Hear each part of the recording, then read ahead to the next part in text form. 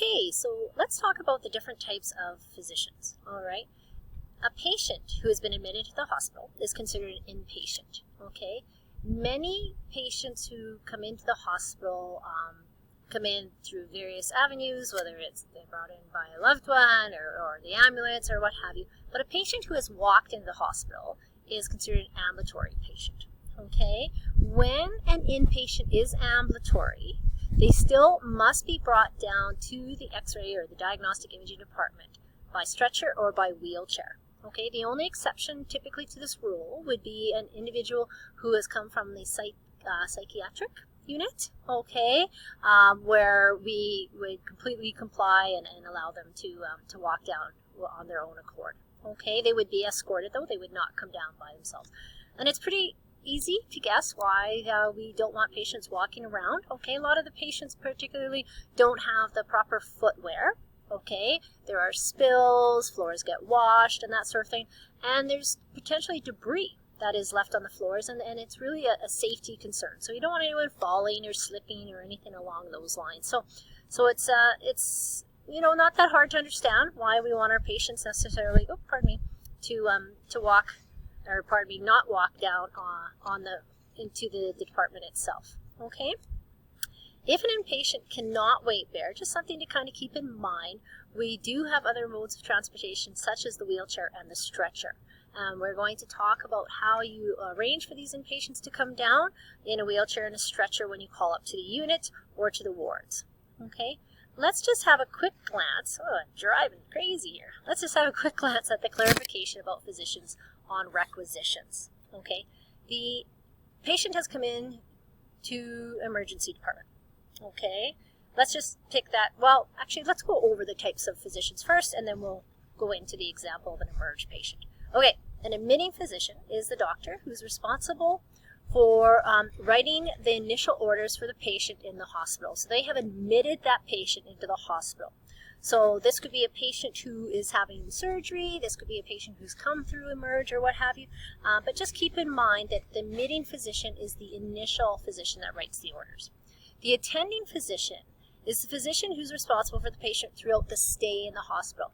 I kind of compare the attending physician to almost sort of like a traffic officer. So the lights are down at an intersection, and the traffic officer basically is the go-to person as far as who has the right-of-way. So the attending physician, while the patient is in the hospital, they are described as well too as a hospitalist. Okay, because what happens is many of these patients, when they are admitted to the hospital, as they are investigating, okay, what's the problem with the patient per se, they might need to see a urologist versus a cardiologist, etc., like this and that. So the hospitalist or the attending physician is more along the lines of sort of the go-to person or the point person in making sure that the correct tests are ordered, that the physician who's ordered the tests gets the results and things like that. So they're kind of like the conductor of an orchestra, okay, if you're attending physician per se. That really streamlines the process. It ensures that duplicate tests are not performed. It also makes sure that the patient's stay in the hospital is as minimal as possible. So there's a lot of benefits to having the attending physician take care of the hospital, or patient, while they're in the hospital. The ordering physician is the doctor who is requested the x-ray themselves. Okay, now ordering physicians can be almost anybody. Like I mentioned before, you can have an orthopedic surgeon, you can have a different physician from the emergency department, you can have all these different doctors. Okay, it could be a family physician. Okay, it could be another specialist in an area such as plastic surgery, etc., like that. So the ordering physician is the one who has ordered that particular x-ray. They have ordered the x-ray, which means the report will go to them. Now, quite often, there'll be more than one doctor that will be included on the report of the patient. Okay, if a patient is inquiring whether, say, their specialist ordered the x-ray, if their family doctor will get the results, you can clarify that and confirm that their family doctor is getting the results by just going up to the admitting desk or to the, I guess you could say, where the patients check in to the x-ray department, and ensure that the physician that the patient wants included is on that, that documentation. Okay, all right. So most of the time on requisitions, it will have all the required physicians that need to know, but not all the time. So that's particularly with outpatients per se. Okay, all right. So let's go back to the emergency patient. Emergency patient comes into the hospital. Okay, the ordering physician will be the emergency physician. The patient now has been admitted to the hospital. Okay, now that the patient has been admitted to the hospital, then they have the attending physician. Okay, the attending physician is, as I mentioned, sort of the conductor of the orchestra, versus an admitting physician is initially the one who has brought the patient into the hospital. So, patient is going to have hip surgery. They are scheduled to go into the hospital at this time in this date. So that would be the admitting physician. Okay, all right. They still work in tandem with the attending physician, the admitting physician. However, it is the admitting physician that will most oversee the patient initially being brought into the hospital, okay, if they are an outpatient per se. One important thing to keep in mind is that radiologists are not typically the physician who orders the x-ray. Now, they will modify it, they will adjust it, but they won't necessarily, very seldom actually order the x-ray, okay? Their role is to interpret or to read the x-rays. It's not necessarily to order the x-ray. As soon as you order the x-ray, then you become involved in the care of the patient, okay? And that's not necessarily what the rule. There'll be the odd exception. Of course, there's always exceptions. There'll be the odd exception. So, for instance, if a procedure was done and they needed to follow up on a complication that occurred during the procedure, then the radiologist will participate at that point in time in ordering the x-ray to determine what's going on.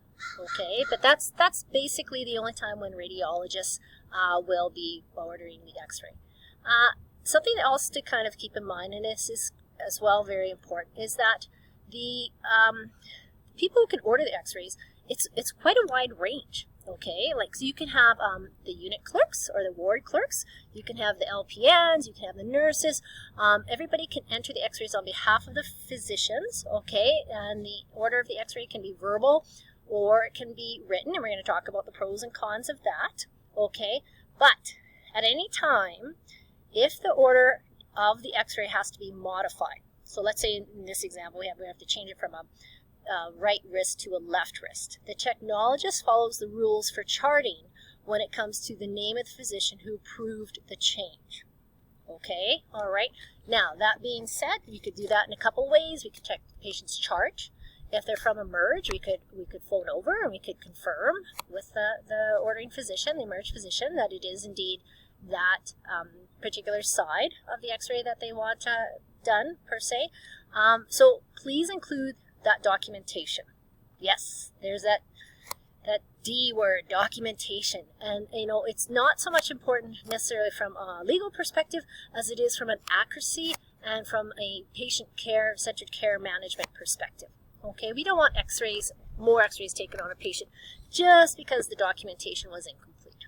Okay, so please include the name of the physician who approved the change, okay, such as a radiologist most often. Okay, and the initials and their qualifications.